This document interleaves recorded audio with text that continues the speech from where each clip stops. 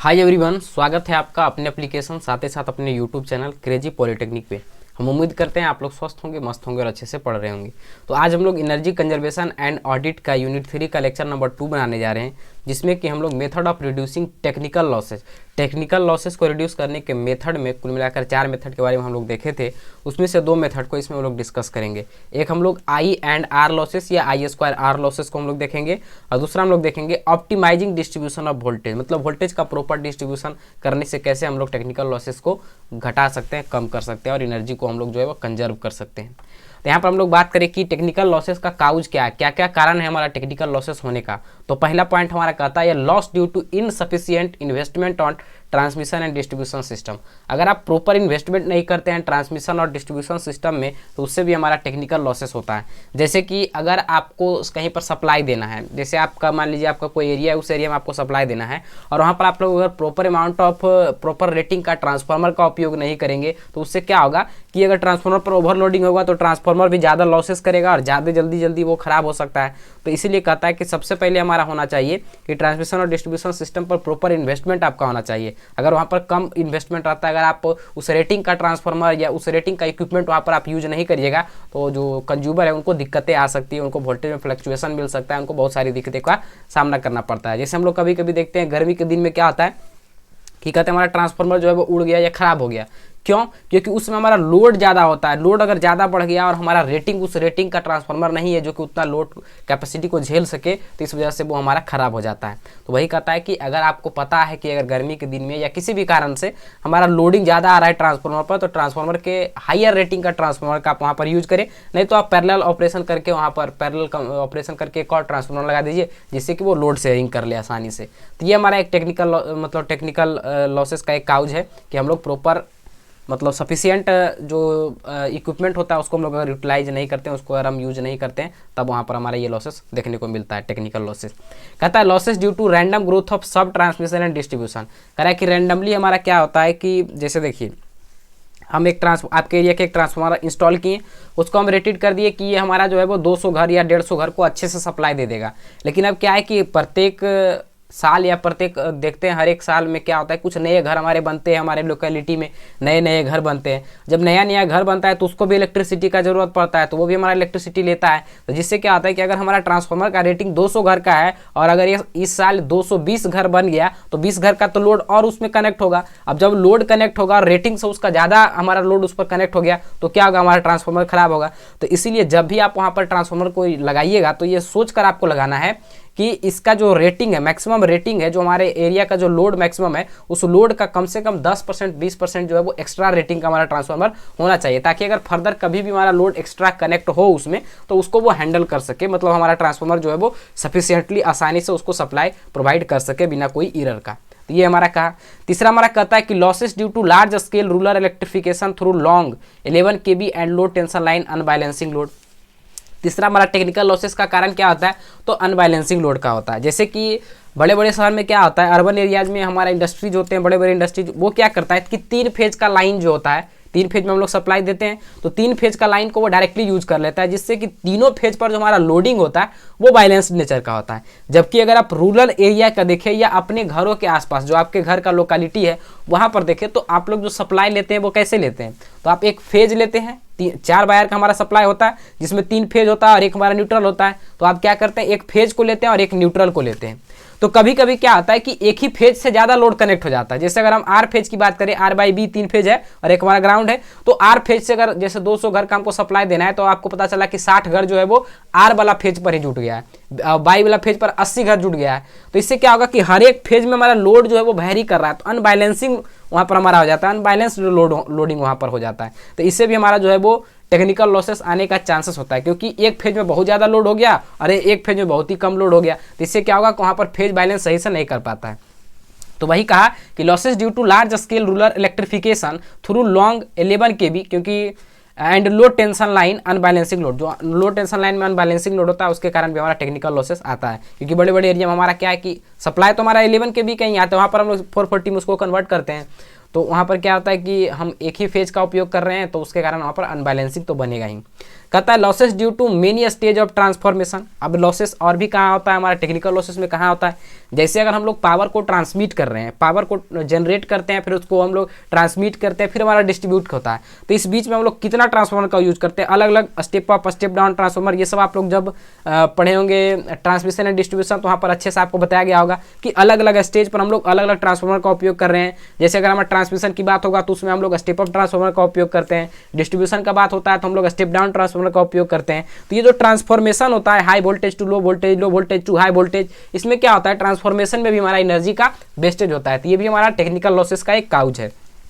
तो वही कहता है losses due to many stage of transformation, losses due to improper load management such as unbalancing loading. वही बात कहा कि जो हम लोग लोडिंग अनबैलेंस करते हैं, हर एक फेज पर एक जैसा लोड हमारा नहीं होता है, एक अमाउंट ऑफ लोड नहीं होता है, जिससे कि हमारा फेज अनबैलेंसिंग वहाँ पर होता है, अनबैलेंसिंग लोडिंग वहाँ पर हो जाता है। तो इससे भी हमारा जो है वो लॉसेस बढ़ता है, क्योंकि जहाँ पर ज़्यादा लोड होगा वहाँ पर ज़्यादा लोड होगा तो उस पर लोडिंग ज़्यादा पड़ गया, तो वो हमारे लिए अच्छा तो नहीं है, क्योंकि लोड हमारा बैलेंस नेचर में हो तो सबसे बढ़िया होता है, लेकिन ऐसा होता नहीं है जनरली।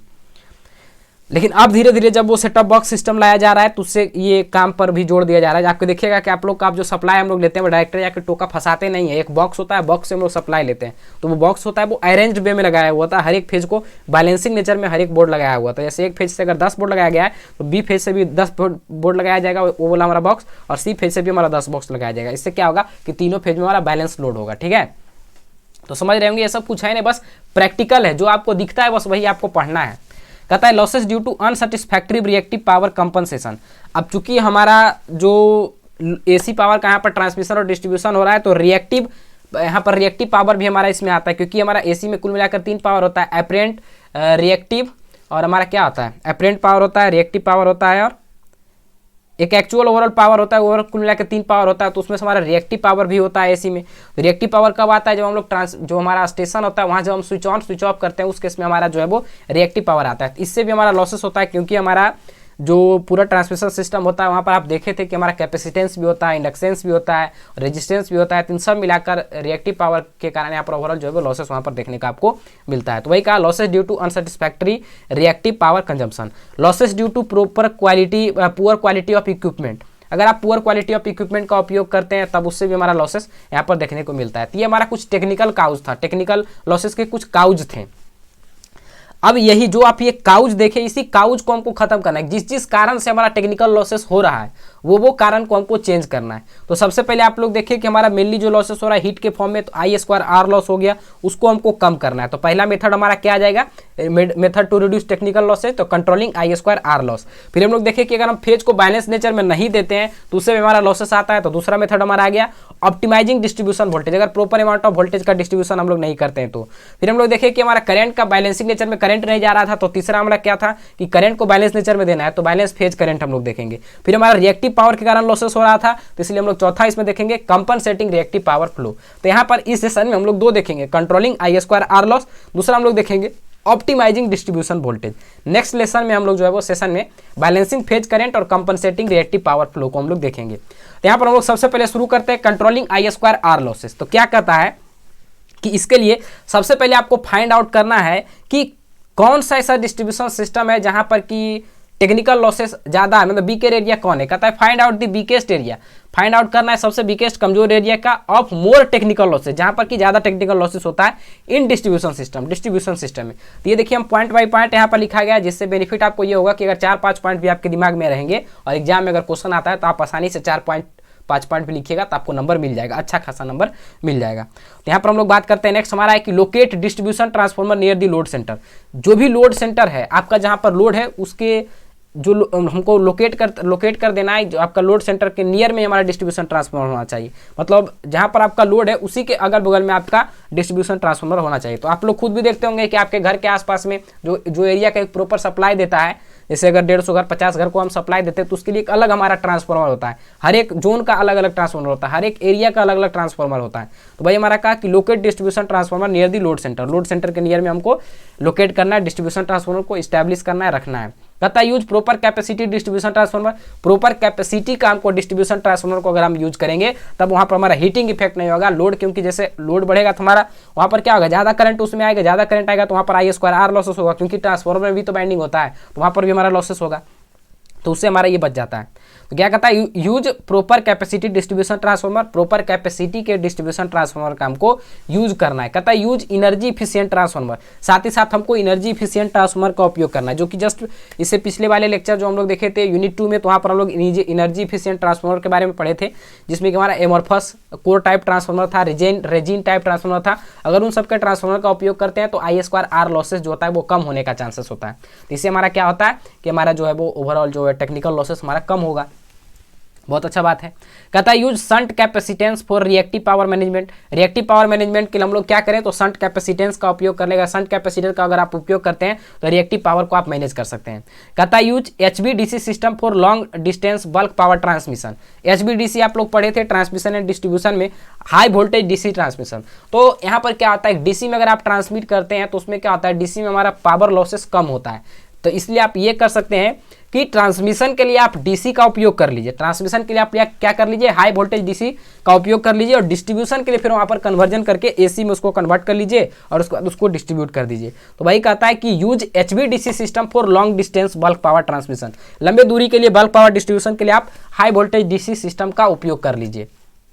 कहता है यूज ACSR और bundle conductor instead of solid conductor, solid conductor के एवज में, सॉलिड कंडक्टर के जगह पर अगर आप ACSR कंडक्टर या बल्डंट कंडक्टर का अगर आप उपयोग करेंगे तो उससे क्या होता है कि हमारा जो है वो लॉसेस हमारा जो है वो हम मतलब I2R लॉसेस को कंट्रोल कर सकते हैं। ये सब आप लोग पढ़े हैं, ट्रांसमिशन एंड डिस्ट्रीब्यूशन जब आप पढ़े थे तो वहाँ पर आपको बताया भी गया था, अच्छे से आप लोग पढ़े थे ये सब सारे बात को।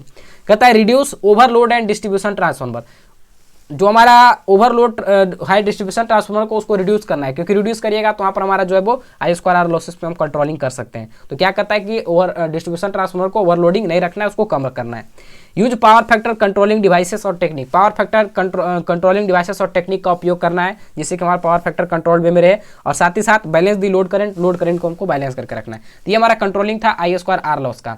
अब हम लोग नेक्स्ट चलते हैं इस सेशन का सबसे लास्ट टॉपिक कि optimising distribution voltage to reduce technical losses.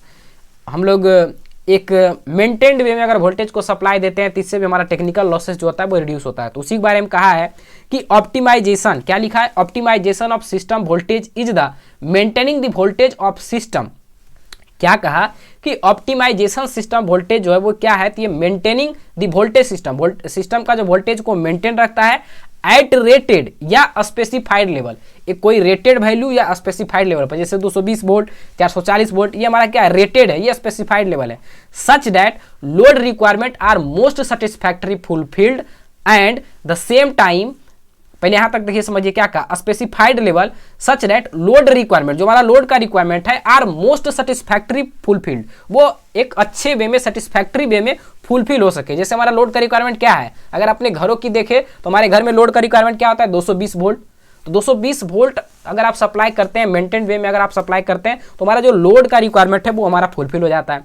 At the same time उसी समय हमारा क्या होता है, losses abnormal related to over voltage under voltage are eliminated और रिड्यूसेस।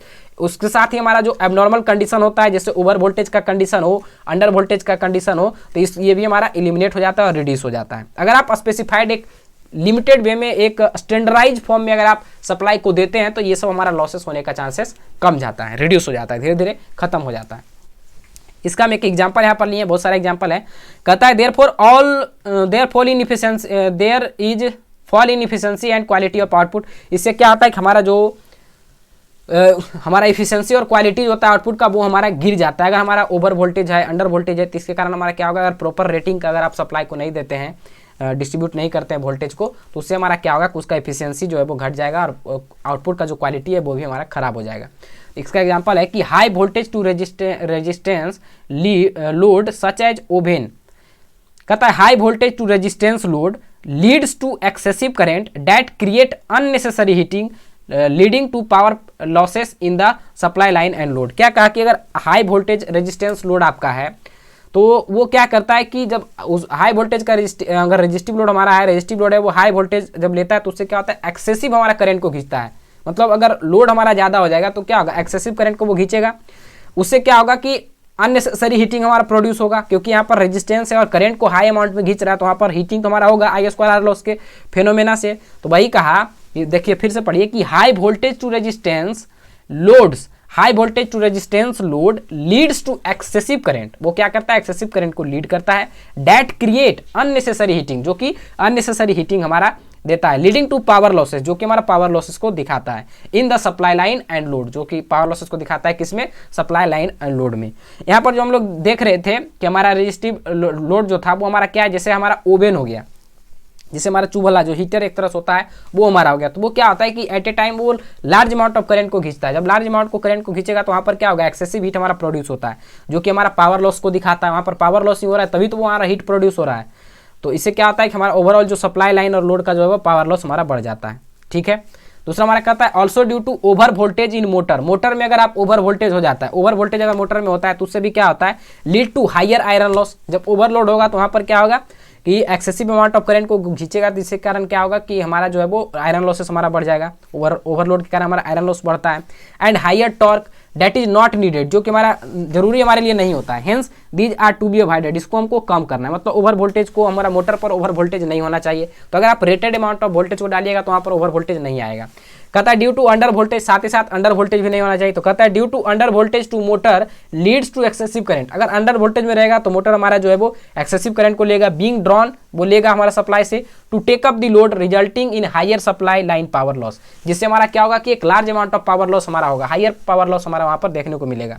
दस maintaining the voltage as specified level lead to energy saving on conservation. तो यहाँ पर हम लोग क्या देखे कि ओवर वोल्टेज था तब भी हमारे लिए दिक्कत आ रहा था, अंडर वोल्टेज है तब भी हमारे लिए दिक्कत आ रहा है। तो सबसे बेटर क्या है कि अगर हम लोग वोल्टेज को मेंटेन करके रखें, वोल्टेज को मेंटेन अमाउंट में अगर हम वोल्टेज को दे, कोई भी इक्विपमेंट हो, चाहे वो हमारा मोटर हो या फिर कोई भी चीज़ हो, अगर उसको आप मेंटेन अमाउंट में सप्लाई देंगे तो उससे क्या होगा, हमारा एनर्जी का सेविंग होगा, किसी भी तरीके का कोई लॉसेस नहीं होगा, जिससे कि हमारा एनर्जी कंजर्व भी होगा। ठीक है, तो ये था हमारा आज का सेशन। आई थिंक ये सेशन आपको बहुत ही बेहतर वे में समझ में आ गया होगा। टेक्निकल लॉस होने का क्या क्या कारण है वो आपको पता चल गया होगा, कैसे इसको हम लोग दूर कर सकते हैं उसके बारे में भी आपको पता चल गया होगा। तो नेक्स्ट सेशन में हम लोग बैलेंस फेज करंट और कंपनसेटिंग रिएक्टिव पावर फ्लो को हम लोग देखेंगे, इसके थ्रू हम कैसे हम लोग टेक्निकल लॉसेस को रिड्यूस करते हैं। तो मिलते हैं हम लोग नेक्स्ट लेक्चर में एक नए कंटेंट के साथ, एक नए जोश के साथ। तब तक के लिए जय हिंद।